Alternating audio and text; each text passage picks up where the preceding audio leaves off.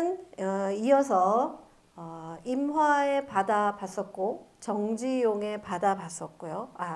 미안합니다. 김기림의 바다 봤었고 이번에는 정지용의 바다 보겠습니다. 왜 그렇게 바다 얘기를 많이 할 수밖에 없었는가라는 시대적인 배경은 우리가 첫 시간부터 얘기를 했었어요.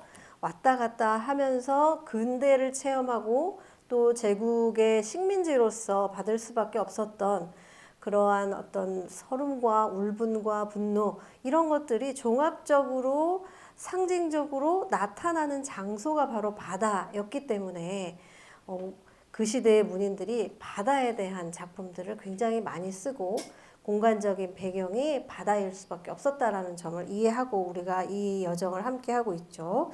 정지용의 경우에는 어떻는지 바다에 들어가기 전에 이제 우리가 바다 그림을 보면서 바닷속으로 들어가는 마음으로 볼게요. 자, 첫 시간 우리와 함께 했던 그 빠친코의 한 장면이에요. 여기 보면 저 멀리 부관 연락선이 떠나가고 있고 가운데 서 있는 인물은 그 선자의 젊은 어머니.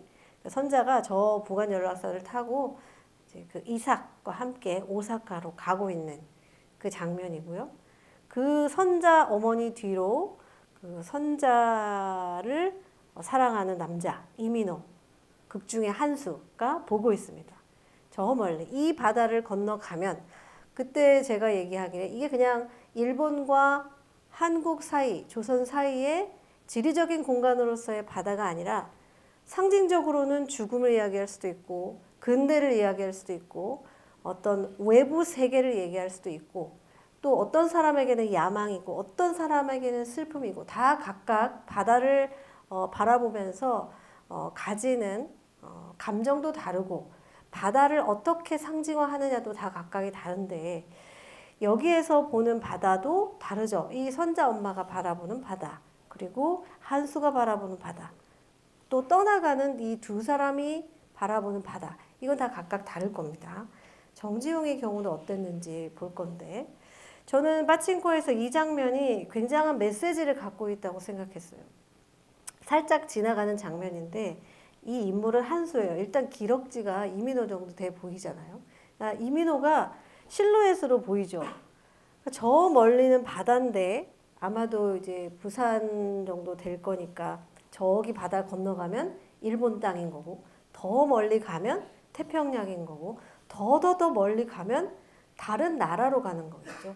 그러니까 외부 세계 근데 다시 오지 않을 미래일 수도 있고 아주 많은 의미가 함축된 공간이 바로 바다인데 이 이민호의 실루엣이 보여주는 바는 바다의 저쪽을 보고 있는지 혹은 바다에서 이 육지 쪽을 보고 있는지 분명하지 않다는 거예요. 이거는 멋있으라고 이 장면을 넣은 것이 아니라 어떤 상징성을 가지고 있는지 우리에게 약간 질문을 던진다는 생각이 드는 거죠. 이 사람은 밖을 보고 있을까요? 우린 당연히 바다를 보고 있겠지라고 생각하지만 이 극중 인물의 어떤 캐릭터, 이 인물의 생애 이런 것들을 생각해 보다 보면 어느 쪽을 보고 있는지는 단정적으로 말할 수 없는 것 같아요. 안쪽을 보고 있는지, 바다 바깥쪽을 보고 있는지. 자, 보겠습니다. 이 우리가 차례대로 보고 있고 지금 오늘은 정지용을 볼 거고 하나 더 볼 건데요. 이용학은 여러분 시험 끝나고 살펴볼 예정입니다. 다 각각 다른 의미를 바다에 부여하고 있었어요. 오늘 볼 사람에게 한번 흔들어 줄게요. 정지용. 자, 정지용은 문학적으로 많이 접해 봤을 텐데 생애를 살펴보면요. 이 사람이 바다에 대해서 그렇게 체험할 수 있는 기회가 많지 않았다는 걸 알 수 있어요. 이 바다가 어떤 바다냐는 걸 알 수 있는데 1902년에 충북 옥천에서 태어났습니다. 여러분 저는 옥천의 명예 국민이에요. 저기 9월 달인가 옥천에 오라 그래서 9월이 아니네요. 더 여름이었네요. 날씨로. 군민증 준다고 해서 가가지고 군수님한테 군민증 받고 왔습니다. 제가 정지용 연구로 그 지용제에서 학술 발표를 했었는데 명예 군민증을 주시더라고요. 그리고 옥천의 특산물 복숭아랑 뭐 흑미 같은 거 이렇게 받아가지고 왔는데 자, 이 옥천은 물이 많긴 해요. 호수나 개천이나 이런 게 많기는 한데 바다하고는 동떨어져 있는 내륙 지역이거든요. 그러니까 정지용이 성장 과정에서는 바다를 접하지 못했다는 걸 뜻해요. 지금처럼 막 여행 막 자유롭게 갈 수 있고 어디나 쉽게 갈 수 있는 때가 아니었기 때문에요.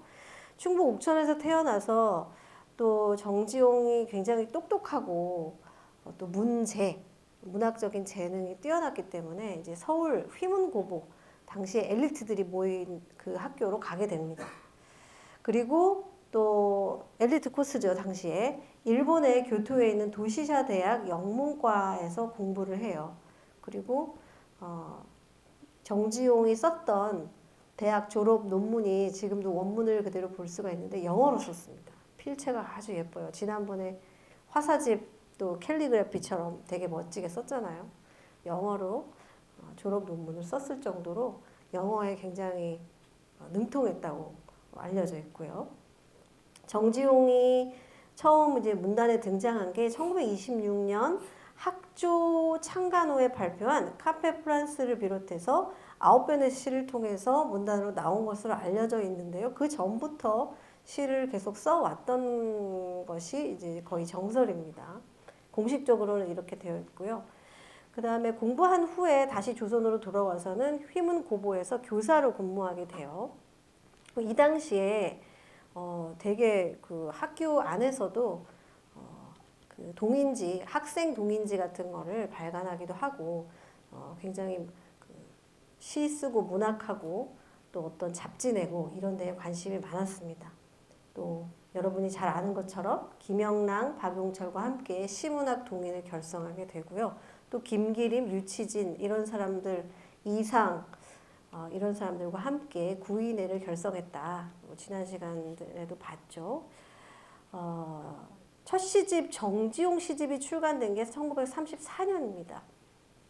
이 당시에 정지용 시집이 나올 당시에 반응이 어땠냐 하면 그 신문 기사에 이런 표현이 있어요. 정지용의 에피고넨들이 너무 많아서 그게 지금 우리 문단에 문제가 되고 있다. 이런 뉘앙스로 기사가 나오기도 했어요.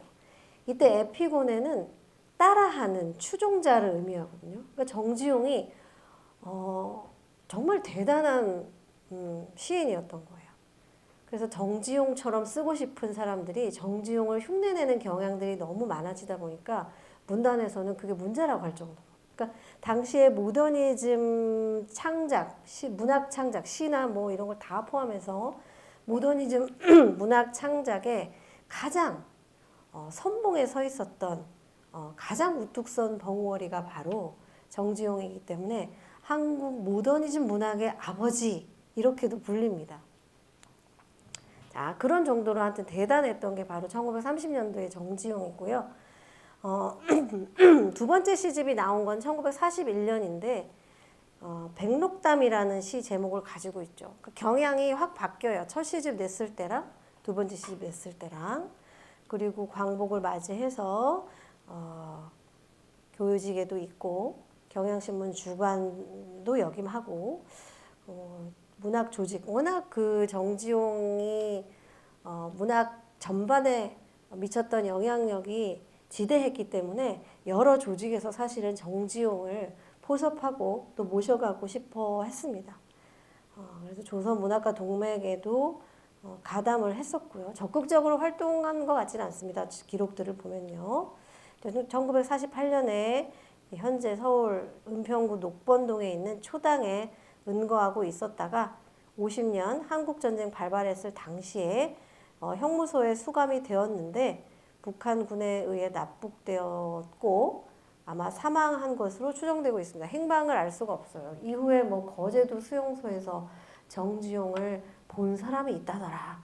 이런 주장이 나오기도 했는데 여러 사람이 또 알아보고 검증한 결과 정지용이 아니었을 가능성이 굉장히 큰 것으로 알려져 있습니다. 그래서 다수설은 다녀오겠다 하고 문 앞에 나갔다가 아마 끌려가는 과정에서 폭격으로 사망하지 않았을까 이게 다수가 짐작하고 있는 정지용의 마지막입니다. 짧은 시간을 살았는데 그 짧은 그 시간 동안 우리 문학사에 굉장히 큰 영향을 미쳤죠. 근데 바다 얘기를 하고 있으니까 이 바다하고 접점이 될 수 있는 것은 일본 유학밖에 없다는 거예요. 그래서 일본 유학의 경험, 단지 어디 다른 나라 가서 공부를 한다라는 게 아니라 이 바다를 왔다 갔다 하면서 바다를 보면서 이 외부와 근대와 미래와 식민과 탈식민과 이런 것에 대한 굉장히 많은 생각을 했다는 게 드러나게 됩니다. 자, 정지용의 첫 번째 작품이라고 알려져 있는 카페 프랑스, 여러분 본 적이 있는지 모르겠는데 카페 프랑스는 이 배경이 한국이 아닌 것으로 생각이 돼요. 보면 이 유학 당시에 유학생 잡지에 쓴 것이니까 아마도 배경이 일본일 거고요. 읽어보면 이 카페 프랑스라고 하는 장소는 굉장히 혼종적인 장소예요. 이 장소 자체도 일본인데 여기 보면 옮겨다 심은 종려나무가 있어요. 종려나무는 그 열대나무잖아요. 그러니까 한국에서 볼 수 없는, 보기 어려운 나무고 여기 사람, 등장하는 사람도 루바시카 입은 사람, 그러니까 러시아 스타일의 옷을 입은 사람, 보헤미안 넥타이 입은 사람, 또 여기 삐쩍 마른 놈은 어떤지 모르지만 삐쩍 마른 놈, 이렇게 세 명이 나오고요. 그리고 여기 카페 프랑스 안에 보면 오 페를 서방, 그러니까 이 앵무새를 부르는 게 페를 서방이라고 불러요. 굿이브닝하고 인사 자체도 여기 일본인데 영어로 인사를 하고요. 또 굿이브닝이라고 인사를 받고 또 울금양 아가씨, 울금양은 그 백합과 튤립과의 식물, 꽃을 얘기하는데 이것도 사실 우리나라에서 자생하는 꽃은 아니기 때문에 이것도 이국적이죠. 커튼 문화도 아닌데요, 일단. 경사 커튼 밑에서 이 꽃이 시들시들하고 있는 모습을 묘사되어 있고요. 자, 여기에 이러한 이국적, 이 혼종적인 장소에서 우리 이제 배웠던 것처럼 이 정체성의 트랜스 현상이 극에 달하게 되는 겁니다. 나는 누구냐, 여긴 어디냐, 여기 이런 문제들인데 이 고백을 보면 나는 자작의 아들도 아무것도 아니란다. 남달리 손이 하여서 슬프구나 라고 하잖아요. 여기서 말하는 자작은 그 귀족의 여러분 알죠? 후작, 뭐 남작, 백작 뭐 이렇게 되어 있잖아요. 귀족의 서열이. 일제시대에 웬 귀족 자작이냐. 일제가 우리나라에서 그 자신들한테 기여한 바가 큰 사람들에게 귀족 자귀를 줬어요. 일제강점기에. 그래서 제일 위에 있는 게 후작이던가. 제가 관심이 없어가지고. 자작은 밑에 5개의 귀족 계급 중에 밑에서 2번째입니다. 그래서 많이 줬죠. 제일 높이 올라간 사람이 우리가 잘 알고 있는 이완용이 제일 높은 후작인가의 자기를 갖고 있는 걸로 알고 있어요. 그래서 자작의 아들도 아무것도 아니란다고. 일제시대에 그런 뭔가 계급적으로 뛰어난 사람도 아니라는 거죠. 아무것도 아니란다에 방점이 찍히는 거예요. 결국 나는 이러한 혼란스러운 상태, 모든 정체성들이 섞여 있는 이 혼종적인 장소, 혼종적인 정체성 속에서 아무것도 아닌 존재라고 결론을 내리게 되는 거예요. 나는 아무것도 아니다. 또 여기 그룹 나오죠. 나는 나라도 집도 없단다. 없지 않은데 없는 것처럼 느껴지는 거죠. 또 이 슬픔이 그래서 나오는 거예요. 외로워서 또 힘들어서가 아니라 아무것도 아니기 때문에 오는 슬픔인 거죠. 이 시대의 시의 문학 작품에 왜 그렇게 슬픈가 지난번부터 계속 얘기하고 있는데 이러한 붕 떠 있는 사람, 아무 것에도 속할 수 없는 사람들의 슬픔이 여기에도 나와 있습니다. 결정적으로 여기 이국종 강아지야를 부르잖아요. 그러니까 외래종 강아지. 지금 우리나라 토종 강아지 뭐 진돗개, 똥개 이런 거 말고 백구, 황구 이런 거 말고 외국 강아지 뭔지 모르겠어요. 그러니까 종류가 중요한 게 아니라 이국종이라는 게 중요한 사람 이름 아닙니다. 이국종 강아지, 외래종 강아지라는 게 중요한 거예요. 그 강아지한테 결국은 얘도 혼종적인 정체성을 가지고 있을 거 아니에요. 걔한테 뭐라고 얘기를 하게 되냐면 내 발을 빨아다오. 한 번이 아니라 두 번 얘기하죠. 내 발을 빨아다오. 이건 뭘까요? 왜 내 발을 빨아달라고 하는 걸까요? 내 눈물을 핥아다오가 아니라 내 발을 빨아다오 거예요. 이 심정이 뭘까요? 왜 발을 빨아달라고 하는 걸까? 시험 기간인데 많은 질문을 하면 여러분 피곤하니까. 제 생각에는 여러분 어떤 생각을 갖고 있을지 모르겠는데 아마 이게 극도의 자기 혐오에 왔다 있지 않을까라는 생각이 드는 거예요. 저는 난 아무것도 아닌데 이 이국종 강아지도 비슷한 처지지만 내 발을 빨아달라고 하는 행위는 정말 그냥 혐오의 끝에서 그냥 완전히 혐오로만 지속되진 않고 동정과 연민과 어떤 위로가 필요한 상황 이게 다 복합이 돼서 우리가 보통 우리의 감정은 어느 단일한 하나가 되진 않잖아요. 슬픔과 환희도 섞여 있고 위안과 불안도 섞여 있는 거고 그렇잖아요.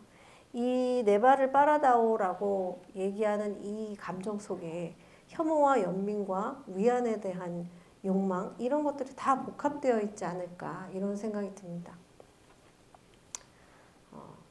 그래서 카페 프랑스는 여러분 보시는 대로 표현이 과거 1930년대 지금과는 다른 표기법 통일되지 않은 상태의 표기법을 갖고 있지만 표현이라든지 묘사라든지 여기서 말하는 메시지라든지 이건 굉장히 모던하죠.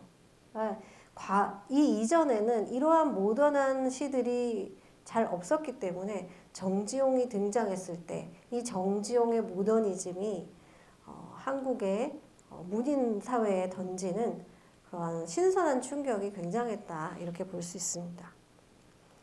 자, 이제 바다 얘기 본격적으로 들어가 보면 정지용도 바다 시편을 꽤 많이 썼는데 제목부터 바다인 이 시는 1932년에 발표된 시예요. 1930년대 초반이죠. 이거는 본 사람들이 많을 것 같은데요. 바다를 어떻게 인식하고 있는지를 보면 바다는 끊임없이 안고 싶은 것이다 라고 얘기했어요. 안고 싶다. 김기림이 바다에 대한 동경을 마치 첫사랑 대하듯이 그렇게 가지고 있는 걸 봤었어요. 자, 그럼 정지용의 경우에도 그런가? 끊임없이 안고 싶은 것이라고 했는데 왜 하도 크고 둥글고 하기 때문에 스스로 솟고 구르고 오롯한 사랑 둘레 이렇게 써놨어요. 근데 이 둥근 바다가 근데 신기하지 않아요? 바다를 보고 둥글다라고 인식하는 게 우리 보통 바다를 보면 이게 수평선, 직선처럼 보이잖아요. 근데 김기림은 보고 둥글다고 얘기를 하고 있어요. 뭘 싸고 도느냐? 한량없는 죽음을 싸고 도는 거예요. 안고 싶다고 했는데 무서움이에요. 큰 밤과 같은 무서움인가 하면 한낮에 부르는 그윽한 손짓이기도 해요. 되게 이중적이죠. 안고 싶은데 무섭기도 하고 그윽하기도 해요. 그리고 여기서 떠올리는 건 죽음이죠, 죽음. 근데 이 죽음이 자꾸 헷갈리네. 정지용에게는 두렵고 무섭고 막 공포스러운 것만은 아닌 거예요. 그래서 바다가 죽음을 떠올리게 하고 이 죽음에 대한 인식과 바다에 대한 인식이 겹치는 지점에서 바로 정지용의 죽음에 대한 인식을 살펴볼 수가 있어요. 고요히 내려앉는 황홀한 나비처럼 나의 가슴에 머무르라. 뭘 보고 머무르라고 하고 있는 거예요? 바다 보고 죽음 같아. 죽음이요. 내 가슴에 머무르라. 황홀한 나비처럼. 이게 단순하지 않은 거예요. 이 시를 보면 정지용의 시가 막 모던한 표현 기법을 쓰고 세련되게 시를 써서만 그렇게 당시에 선망의 대상이 되고 모더니즘의 아버지라고 불릴 정도의 영향력을 가졌는가? 그건 아닌 거예요. 이 안에 담긴 어떤 시적인 의미 이런 것들이 어떤 차원을 하나 넘어 있다는 생각이 들어요. 자, 나의 사유는 다시 사랑의 날개를 펴다. 이러한 것들을 보면 바다를 향해서 무슨 생각을 하고 있었는지를 보는 거죠. 우리 여러분도 각각 바다를 보면서 느끼는 게 다를 거예요. 또 우리 세대는 여러분과 나랑 같은 세대니까 우리는 또 왜 웃어요? 지금까지 본 중에 가장 크게 웃었는데 우리 같은 세대는 같은 트라우마를 갖고 있잖아요. 바다에 대한 세월호라는 엄청난 비극을 겪은 세대이기 때문에 바다를 향해서 생각되는 게 공통적인 부분, 개인적인 부분 또 경험은 하지 않았지만 원형적으로 우리가 바다에 대해서 느껴지는 그런 감정들도 있고 그렇습니다. 자, 33년 6월에 발표한 해협의 오전 2시라는 시를 보면 여기 해협 등장하잖아요. 해협. 그 정지용 씨는요, 여러분이 본 시 말고 보지 못한 시들의 특징적인 게 뭐냐면 난해성이 있어요. 난해성. 그래서 정지용 씨가 교과서에 많이 실리지 못하는 이유는 모더니즘의 아버지인데도 불구하고 난해성 때문에 실리기가 어려워요. 문제를 내야 되잖아요. 정답을 풀고. 그런데 너무 난해해서 연구자들도 그 의미를 다 밝혀내지 못해요. 어려워서. 그래서 여러분이 시를 이해하기 어렵고 무슨 뜻인지 모르는 건 지극히 정상입니다. 다시 한번 얘기하지만 해협의 오전 2시를 보면 한번 보세요. 한번 머릿속에 어떤 이미지를 한번 떠올려 보세요. 포탄으로 뚫은 듯 동그란 선창으로 눈썹까지 부풀어 오른 수평선이 엿보고 자 이제 여러분은 우리가 봤던 부관 연락선의 3등 선실에 뚫려 있는 동그란 선창을 상상할 수 있겠죠. 여기서 바다를 바라보는 거예요. 일본으로 가는 길이거나 일본에서 돌아오는 길이거나 자 보세요. 이 시각을 근데 바깥에 어떠한 풍경이 보인다고 묘사하고 있냐면 특히 김기림이나 임화하고 비교를 해보면 하늘이 한 폭 내려앉아 크나큰 암탉처럼 품고 있다.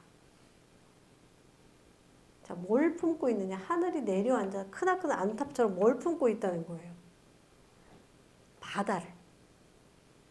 스케일이 너무 큰 거예요. 이 사람은 지금 시각이. 그리고 투명한 어족이 행렬하는 위치에 훗하게 자리한 나의 자리요. 그러니까 자기 그 커다란 그러니까 하늘이 바다를 품고 있는데 그 자리에 내가 있는 거예요. 그 안에 조그만 자리에. 자, 뭐 망토끼새 솟은 귀는 소라 속같이 소란한 무인도의 각적을 불고 해협 오전 2시의 고독은 오러산 원강을 쓰다. 서러울 리 없는 눈물 소녀처럼 짖자. 여기도 이제 슬픔이 나온 거죠. 이 바다 위에서 슬프지 않을 재간이 없는 거예요. 부관연락선 타고 이 왔다 갔다 하는 이 청년이 이제 조국 얘기도 나옵니다. 나의 청춘은 나의 조국. 이렇게 항해는 연애처럼 비등하고 끓고 이제 어디매쯤 한밤의 태양이 피어오른다 이렇게 되어 있어요. 그러니까 바다에서 느끼는 소회를 적었는데 감상성이 짙을 수밖에 없고요. 이 바다에 대한 인식 중에 이런 것 크나큰 암탉처럼 바다를 품고 있는 이 시각 저는 이런 시각이 굉장히 궁금했어요. 이렇게 상상할 수 있다는 건 어떠한 세계관으로부터 오는 것일까? 그래서 바다 시편들을 모아 보니까 어떤 특징들을 좀 알 수 있을 것 같기도 하더라고요. 한번 연달아 한번 볼게요. 갈매기라는 시가 있습니다. 이 갈매기라는 시는 약간 김기림의 금붕어에게 비견할 수 있는 주제를 가지고 있기도 해요. 이 갈매기라는 시 정지용 시 중에 굉장히 예외적으로 분명하고 쉬운 시 중에 하나입니다. 여기 보면 자기 자신을 갈매기에 투영하고 있는 거예요. 자, 배경을 보면 돌아봐도 언덕 하나, 풀잎 하나 이런 게 없는 곳이에요. 근데 여기도 지금 동그란 바다라고 했어요. 이것도 되게 특이하죠. 계속 바다가 동그랗다고 하고 있는 거거든요. 자, 바다가 팽이처럼 돌아가요. 역시나 되게 큰 시각으로 보고 있는 거예요. 자, 갈매기야 갈매기야 라고 부르죠. 근데 이상해요. 갈매기가 고양이 소리를 내요. 근데 자세히 들어보면 뭐 고양이 소리 비슷할 것 같다고도 생각이 들어요. 근데 고양이가 이런 데 살리야 있나? 너는 어디서 났니? 그리고 갈매기에 대한 묘사가 있죠. 목 희다, 날개도 희다, 발톱 깨끗하다, 뛰는 고기를 문다. 또 흰 물결이 치어들 때, 푸른 물고기가 내려앉을 때 갈매기야 갈매기야 아는 듯 모르는 듯 너는 생겨났지. 여기 갈매기가 생겨난 것, 갈매기에 대한 묘사. 자, 그 다음에 자기 자신이에요. 갈매기 너는 그런데 나는 검은 밤비가 섬돌 위에 올 때 호롱불 앞에서 태어났다더라. 자기의 출생. 나는 어머니도 있다, 아버지도 있다. 그이들은 머리가 희시다. 나는 허리가 가는 청년이라. 그 시 속에 자기 자신에 대한 힌트들을 이 시인들이 좀 숨겨놓는데 임화는 얼굴이 하얀 청년으로 자기 자신을 심어놔요. 그런데 정지용은 자기 자신을 허리가 가는 청년이라고 심어놔요. 정말 허리가 가늘었던 것 같아요. 제가 정지용에 대한 그 묘사 같은 것들을 보면 허리가 가는 청년이라 사모할 이도 있어요. 그리고 이제 자기 고향 얘기하고요. 이 사모한 이는 대추나무 꽃피는 동네에다 두고 왔단다. 자, 여기까지가 자기 이야기죠. 그러니까 이 갈매기를 보면서 자기 자신에 대한 이야기를 해요. 이 배경은 바닷가인 거죠. 바닷가. 자, 바다 위인지 혹은 바닷가에 정박했을 때인지는 확실하지 않지만요. 자, 갈매기 또 얘기하죠. 갈매기야 갈매기야 너는 목으로 물결을 휘감고 발톱으로 밀고 물속을 듣고 솟고 떠들고 날고 있어요. 갈매기 너는 쌀 안 먹고 사나? 이렇게 물어봐요. 쌀 먹을 리가 없잖아요. 근데 쌀 안 먹고 사나? 이게 내 손은 집 부풀어졌다. 수평선 위에 구름이 이상하다. 바람도 이상하다. 다 이상한 거죠. 갈매기 이상해요. 고양이 소리를 내니까. 다 이상하게 보이는 거예요. 이 이상함. 아까 그 로컬리티의 트랜스 현상들이 일어나는 카페 프란스의 공간도 그 청년의 눈에 보면 다 이상한 거거든요. 이상하다고 써있진 않지만 여기에도 다 이상한 풍경이죠. 그리고 여기 마지막 바다의 외로움이 검은 넥타이처럼 만져진다라고 했어요. 저는 이게 너무 충격적인 표현이었어요. 바다의 외로움이 검은 넥타이처럼 만져진다. 어떻게 이런 표현을 쓰지? 막 제가 샘난다는 표현을 가끔 쓰잖아요. 이것도 샘나는 표현입니다. 너무 샘이 나요. 어떻게 이걸 쓸 수가 있어? 저는 못 쓸 거예요. 왜냐하면 왜 이렇게 위대한 시인을 만드는가? 이 고통에 직면해야만 나올 수 있는 표현인 거예요. 막 쥐어짠다고 나올 수 있는 게 아니죠.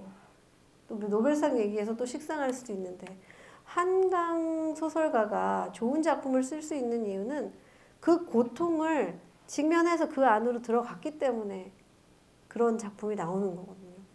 그게 얼마나 고통스럽고 두려운 일인지 안 들어가 본 사람은 모르지만 두렵지만 그 안으로 고통스럽지만 그 안으로 들어갔기 때문에 나오는 거죠. 이 감정도 마찬가지인 것 같아요. 공허한 멋진 표현이 아니라 정말로 이 외로움과 두려움과 불안함과 붕 떠있는 이 느낌이 너무 느껴져요. 이 마지막 문장에서. 그래서 이 정지용이 갈매기를 통해 이러한 불안감과 정체성의 문제를 얘기한 것과 또 김기림이 금붕어를 통해서 자신이 나아가고 싶으나 외부 세계로 나아가고 싶으나 나아가지 못하는 태생적인 한계죠. 태생적인 한계에 대해서 얘기하는 방식이 두 사람이 같은 시대를 살았지만 또 비슷한 처지에 있었지만 서로 다른 인식으로부터 태어났다. 이런 것들을 짐작할 수가 있습니다.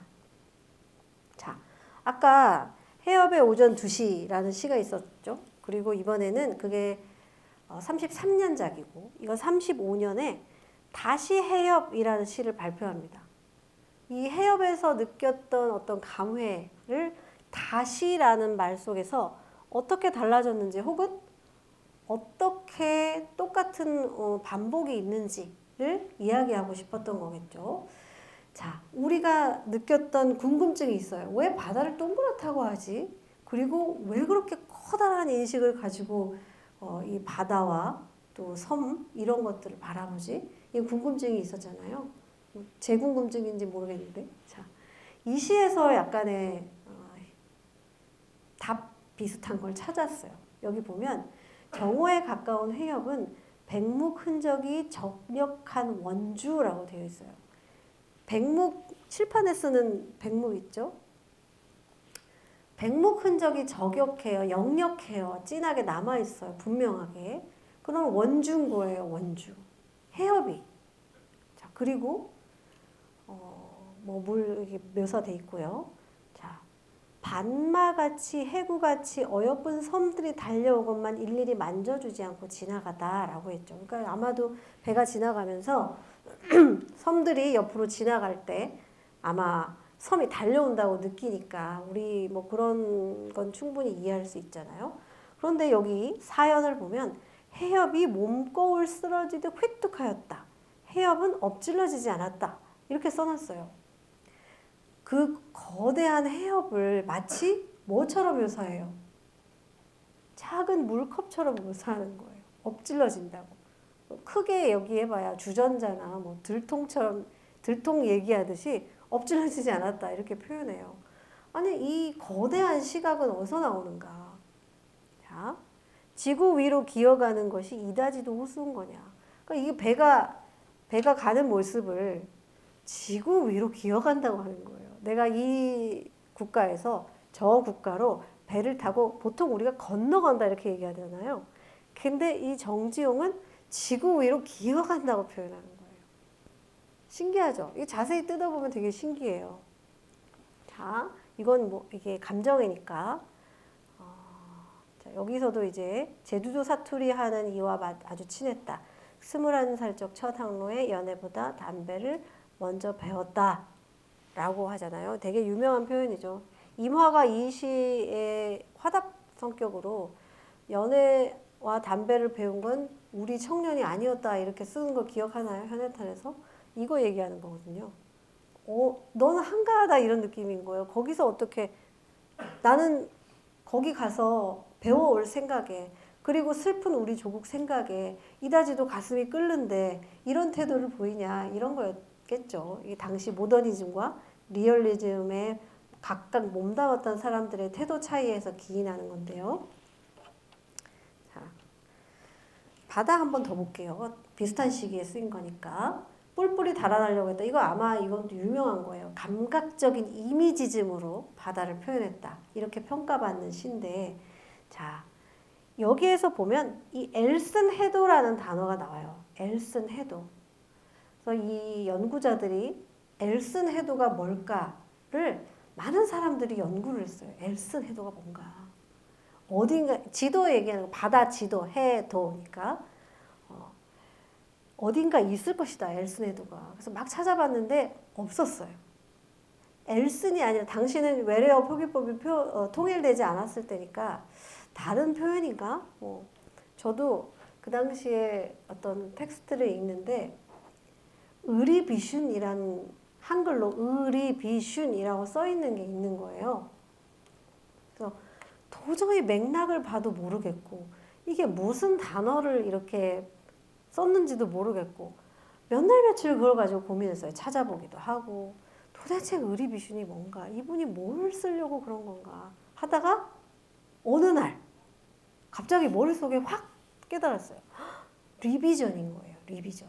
당시의 표현으로 하면 여기 이제 프랑스 쪽에서 공부한 학생이 있을 수도 있겠는데 알 발음이 흐에 가깝게 나잖아요.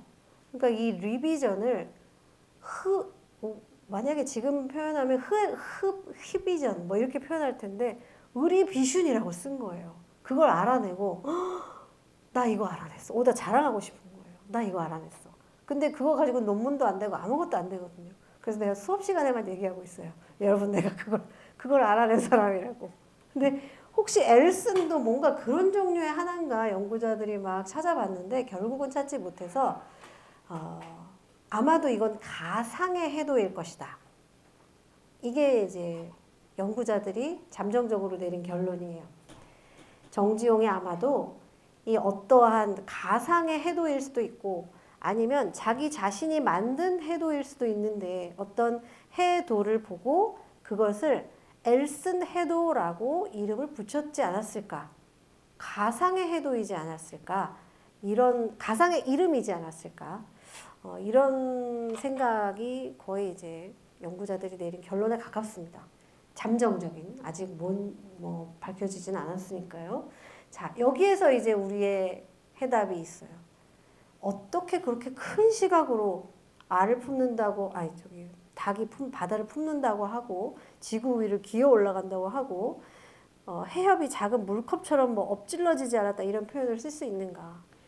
지도처럼 보고 있는 거거든요. 이 바다에 대한 시각을 위에서 여러분 펼쳐놓고 해도를 펼쳐놓고 정지용이 이 위에서 해도를 볼 때 그런 생각을 하는 거예요. 지구 위를 기어 올라가는 배처럼 또 하늘이 품고 있는 것처럼 바다를 품고 있는 것처럼 이런 거대한 시각을 가질 수가 있었지 않았을까. 뭐 여러분이 다른 생각을 할 수도 있습니다.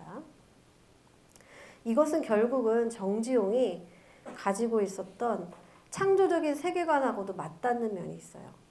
정지용은 굉장히 독실한 천주교 신자였습니다.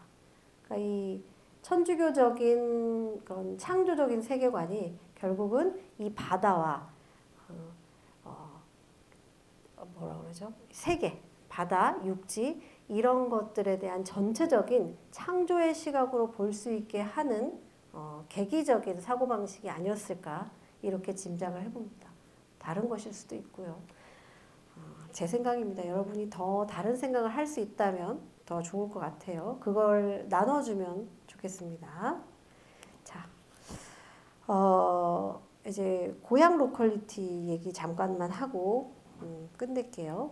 자, 정지용이 이렇게 바다를 통해서 체험한 것은 사실은 외부죠, 외부.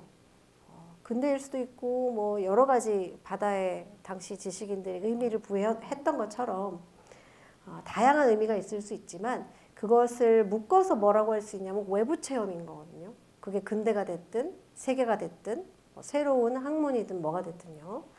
근데 정지용을 유명하게 한 그 작품이 바로 향수죠. 이걸 모르는 사람은 아마 없을 거예요. 우리나라에서 의무교육을 받았던 사람 중에는. 이 향수에 보면 고향을 되게 서정적으로 그리고 있죠. 노래도 있잖아요.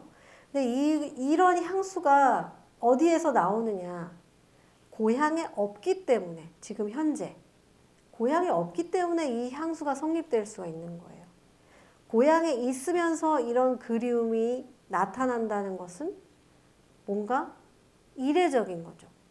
고향에 없으면서 바깥에서, 이 외부에서 고향을 생각할 때 이러한 아련한 향수가 나오는 거죠. 꿈엔드 리칠리아, 꿈에도 못 잊는다는 거잖아요. 이 향수를 성립할 수 있게 한 것도 결국은 이 바다 건너 왔다 갔다 했던 이국 체험, 그지? 또 우리나라 안에서도 서울로 유학 가고 이런 것들이 바로 이 정지용이 고향을 그리워하게 만든 계기가 됐을 거고 여기에서 발생하는 게 바로 이제 트랜스 로컬리티죠. 로컬리티의 트랜스 현상. 고향에 있을 때랑 또 외지에 있을 때랑 다른 로컬리티를 경험하게 되잖아요. 근데 이 서글픈 거는 우리가 왜 경계자라는 존재가 서글픈가. 이 고향으로 돌아가도 전처럼 그렇게 똑같은 존재가 될 수가 없는 거예요. 이미 다른 로컬리티에 다른 로컬리티를 체험했기 때문에 그 여러분 머릿속에 도표 있죠? 동그란 두 도시, 두 동그라미가 있고 가운데에 교집합이 된 부분이 있잖아요.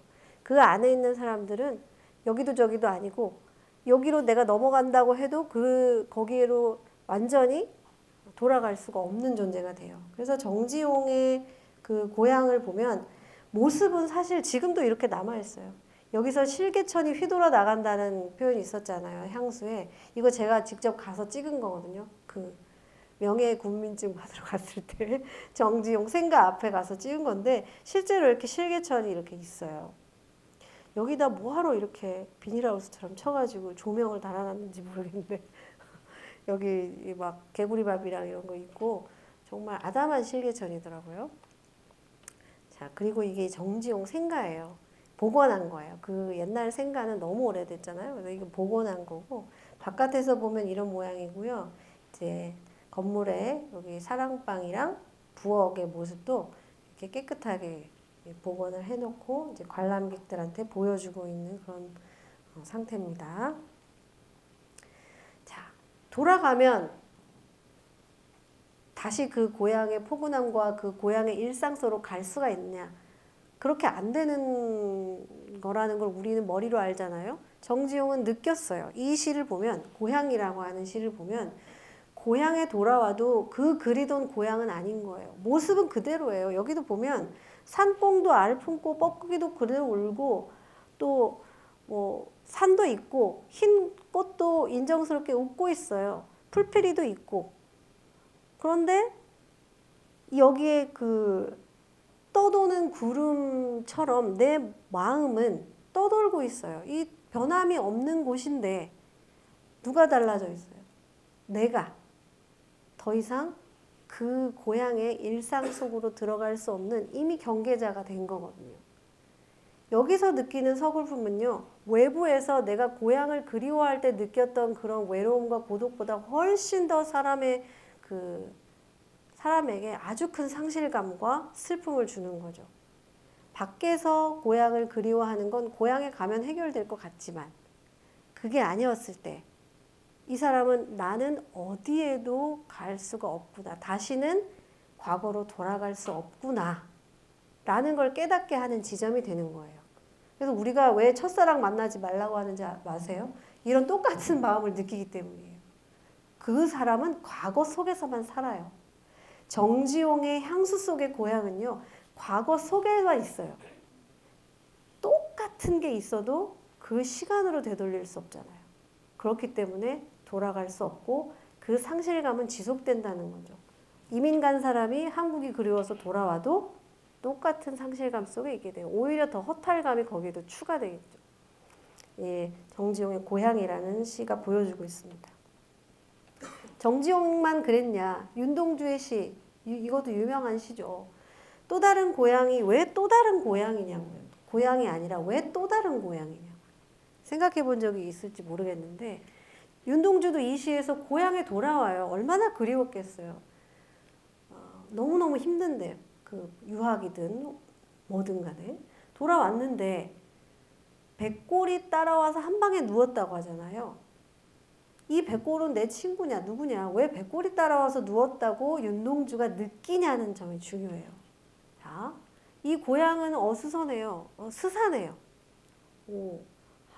조용히 바람이 불어오는데 뭔가 아늑하고 편안하지 않고 스산한 느낌을 준다는 거죠. 자, 어둠 속에 곱게 풍화작용하는 백골을 들여다보며 눈물 짓는 것이 내가 우는 거냐, 백골이 우는 거냐, 혼이 우는 거냐 이렇게 물어봐요. 고향에 왔는데 울어요. 왜 울까? 우리는 이제 짐작할 수 있죠. 고향에 와서 바깥에 외부에서 느꼈던 향수나 고독이나 그리움보다 더 큰 허탈감과 상실감. 어떤 허탈감? 내가 더 이상 이곳에 과거로 돌아갈 수 없다. 붕 뜬 사람이다. 이런 깨달음인 거죠. 그래서 이 왜 개가 나를 쫓는 거라고 느끼겠어요. 이방인인 거예요. 고향에서. 내가 태어나고 내가 자라고 내가 있었던 내 존재성을 키웠던 그 장소에서 결국은 나는 이방인이에요. 그걸 누가 알아봐요? 개가 알아봅니다. 개가 짖는 거예요. 개는 주인한테 안 짖잖아요. 대부분의 경우에. 주인이 못된 짓 하면 짖을지도 있지만 이방인 쫓듯이 나를 쫓는 거예요. 그래서 결국은 못 가는 거예요. 가자. 쫓기우는 사람처럼 가자. 백골 몰래 아름다운 또 다른 고향에 가자. 근데 이 고향에 대한 향수는요, 채워질 수 있는 게 아니기 때문에 여기가 아니라 계속해서 그리운 다른 장소를 찾고 싶은 거죠. 그래서 윤동주는 계속해서 여기가 지리적으로는 자기 고향이에요. 돌아온 곳은. 그런데 심리적으로 채워지지 않는 향수를 자기 원래 고향에서 채울 수가 없는 거죠. 계속해서 또 다른 고향을 찾아가겠지만 이 향수는 채워질 수 없습니다. 그게 바로 경계자들이 갖는 슬픔과 고독의 근원인 거죠. 우리가 여러분은 고향이라는 표현을 쓰지 않는다 한번 얘기를 했었는데 이 백석의 고향 되게 여러분 많이 보실 텐데 여기에서 백석이 어디에서 고향을 찾느냐?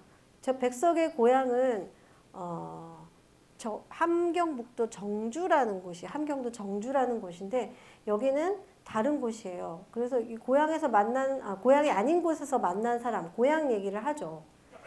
그런데 평안도의 정주입니다. 제가 함경도 평안도 정주. 근데 이 사람에게서 뭘 느끼냐면 여기 있죠. 따스함을 느끼고 뭔가 친근함을 느끼면서 이 의사가 팔을 잡아서 맥을 보는데 거기에 고향도 아버지도 아버지의 친구도 다 있었다고 하잖아요. 여러분 이 시 잘 알죠? 자, 이 시를 통해 우리가 알 수 있는 사실. 자, 제가 기술을 짠. 바로 고향은 지리적인 장소가 아니라 심리적인 장소라는 사실을 많은 시들이 이야기해주고 있습니다. 향수가 됐던, 고향이 됐던, 또 다른 고향이 됐던, 또 백석의 고향이 됐건 왜 똑같은 어릴 적 뛰어놀던 그곳, 부모님이 계시던 그 장소, 그 고장에 가도 왜 계속 죽음을 생각하고 떠도는 구름 같고 외롭고 슬프고 허탈하느냐. 바로 심리적인 장소로서의 고향이 더 이상 그곳이 될 수 없게 자기 자신이 존재성을 이미 상실했다고 하면 좀 그렇지만 다른 존재성을 갖게 된 거죠.